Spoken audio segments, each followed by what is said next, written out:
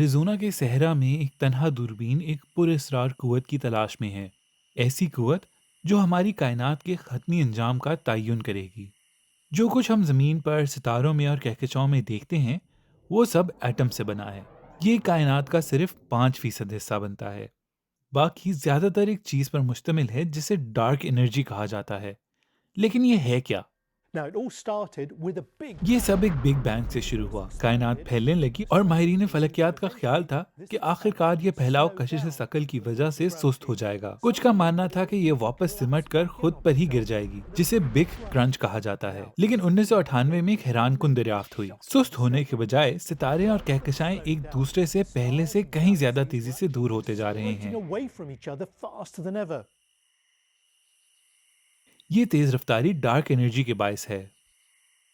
Arizona میں موجود اس دوربین نے 3,50,00,000 کہکشاؤں کی رفتار کو ٹریک کیا تاکہ اس ناقابل یقین قوت کے بارے میں مزید جانا جا سکے۔ ماہرین فلکیات ایک بار پھر حیران رہ گئے۔ کہکشاؤں کی تیز رفتاری وقت کے ساتھ ساتھ بدل رہی تھی۔ یہ ایک بہت ہی عجیب منظرنامہ ہے، اور اگر یہ سچ ہے تو ہمارے سامنے فزکس کے لیے واقعی ایک نہایت دلچسپ چیلنج موجود ہے۔ کیا یہ آئنسٹائن کے نظریات کو چیلنج کرتا ہے؟ ہم آئنسٹائن کے نظریے کو رد نہیں کریں گے، لیکن ہمیں اس میں ترمیم کرنی ہوگی اور اسے بہتر طور پر سمجھنا ہوگا۔ کائنات اس قدر عجیب انداز میں کیوں برتاؤ کر رہی ہے؟